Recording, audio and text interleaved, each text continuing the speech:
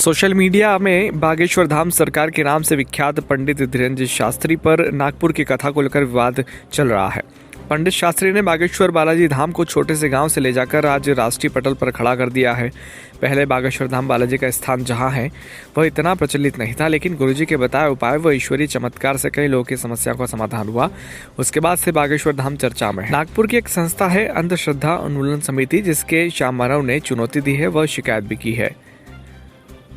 श्याम मानव का कहना था कि धीरेन्द्र शास्त्री महाराज द्वारा किए जा रहे दावों की पोल खोल करने के लिए ऐसा नियंत्रण वातावरण जरूरी है जिसमें उन तक किसी भी तरीके से प्रश्न पूछने वाले भक्तों की जानकारी ना पहुंचे। ऐसा वातावरण हजारों भक्तों की भीड़ में रायपुर में संभव नहीं। इसलिए धीरेन्द्र शास्त्री महाराज या तो नागपुर के पत्रकार भवन में पत्रकारों की उपस्थिति में चुनौती स्वीकार कर अपनी दिव्य शक्तियां सिद्ध करें।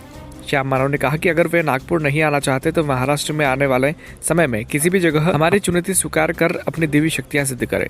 श्याम मानव का कहना है कि अगर हम रायपुर जाते हैं तो संभव है कि वहां भक्तों की भीड़ में कानून व्यवस्था का प्रश्न निर्माण हो। श्याम मानव का आरोप है कि धीरेन्द्र शास्त्री महाराज हजारों भक्तों की भीड़ में उन्हें भड़काकर अपने आप को बचाना चाहते हैं। इस मामले में मंदसौर विश्व हिंदू परिषद के प्रांत मंत्री सोहन विश्वकर्मा ने एक प्रेस कॉन्फ्रेंस की और बागेश्वर धाम के गुरुजी पंडित धीरेन्द्र शास्त्री के पक्ष में खड़े हुए। उन्होंने आरोप लगाने वाले पर भी जमकर लताड़ लगाई। इस पूरे विषय पर क्या बोले विहिप के प्रांत मंत्री सोहन विश्वकर्मा, सुनते हैं। ये भी सच है कि जब जब किसी भी संत ने सनातन परंपराओं को मानने वालों ने घर वापसी की बात की है, उस पर अंधाधुंध हमला शुरू हुआ है।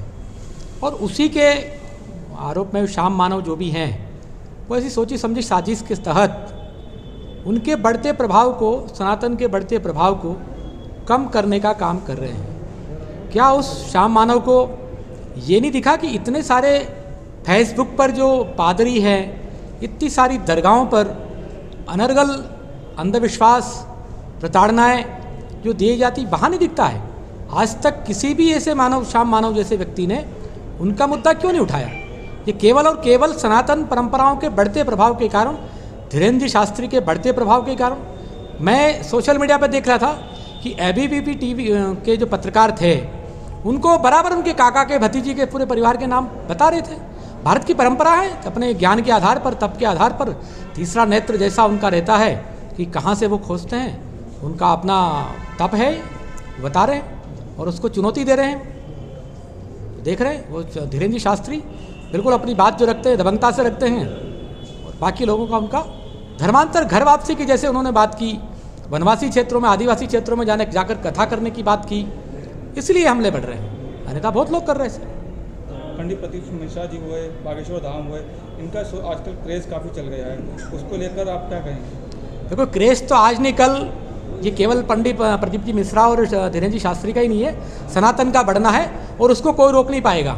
पश्चिम के देशों में हरे रामा हरे कृष्णा इस्कॉन का जो प्रभाव बढ़ रहा है वो क्यों बढ़ रहा होगा? कितना बढ़ रहा है?